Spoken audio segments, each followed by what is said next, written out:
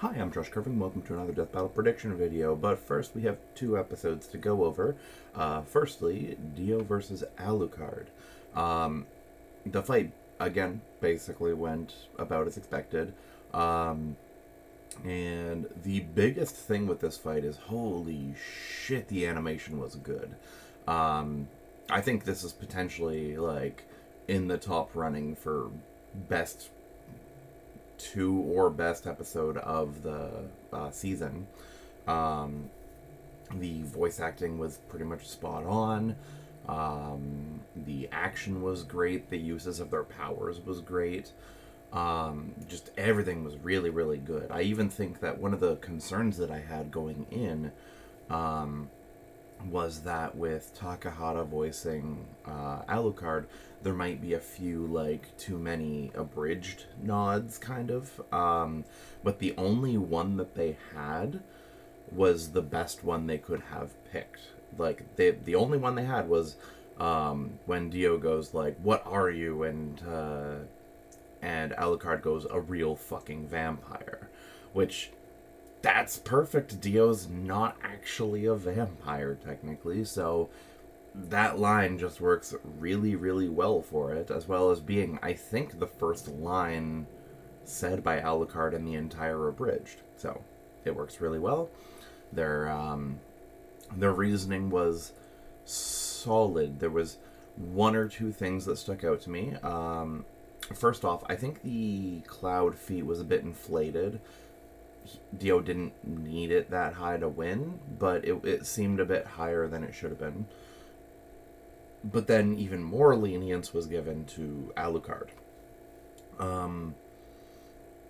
The feat that they had him at for durability was based on him surviving that plane crash, but I don't see how you can say whether or not he actually tanked that crash or if he just regen from it. It's entirely possible, and more likely, if anything, that he just had the crash, survived it, and then came back. Or rather, regened, surviving it. So it's a little weird that that one feat that is drastically higher than every other durability feat that Alucard has would be valid. It's a bit questionable, but either way, whatever. It doesn't matter. The question was never a matter of Alucard's durability, so it doesn't bother me that much. It was a really good episode, though. And then we go to the other end. Akuma versus Shao Kahn. It was kind of boring.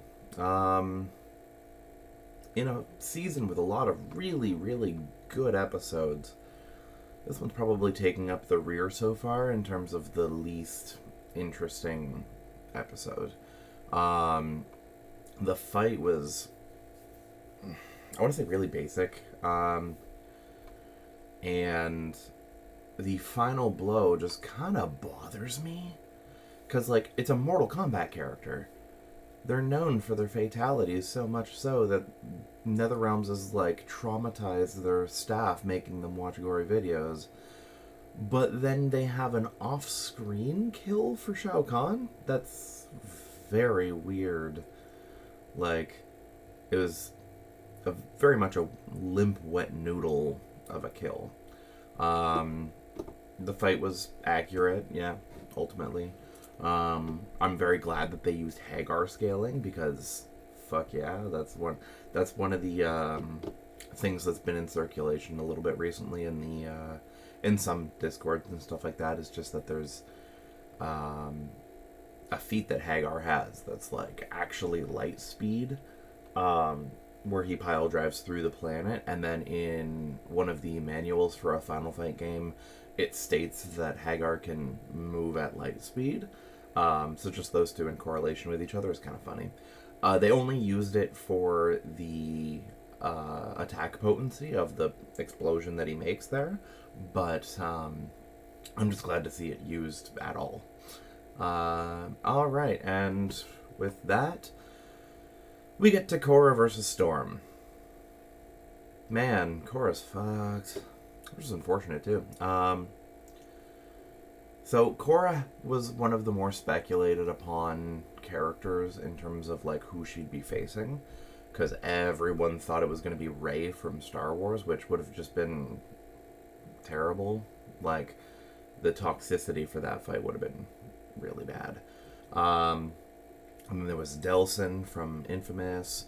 I personally liked Vin from Mistborn against Korra. But the one we ultimately got was Storm. And it's a stomp. Comics are gonna comics, man. Especially friggin' DC and Marvel. I'm pretty sure even in the preview, everything that they said for Storm is enough that if they didn't continue that preview, Storm already has everything she needs to win.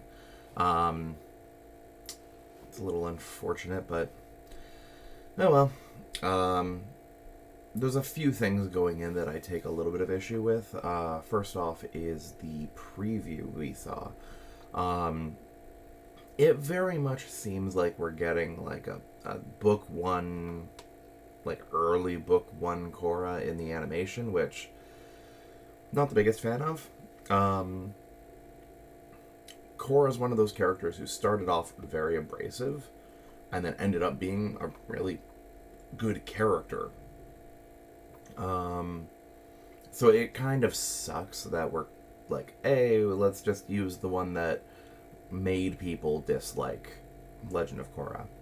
I'd have definitely used her more up-to-date one.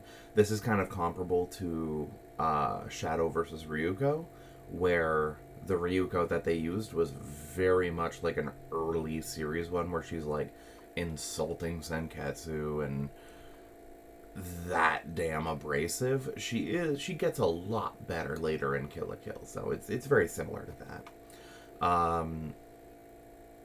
But yeah, it's a little unfortunate to see, but there's no feasible way that Korra is doing anything here, compared to someone who can make like planet-wide storms and fight Marvel Herald level characters, and they would have to downplay Storm really hard and then like buy into some of the planet-spanning shit from Korra.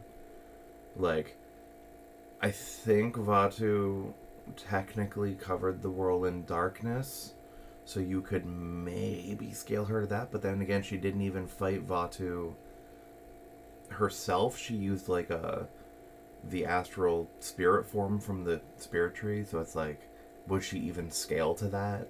I don't know. There's a lot at play that's like, oh well, better than her fighting Rey.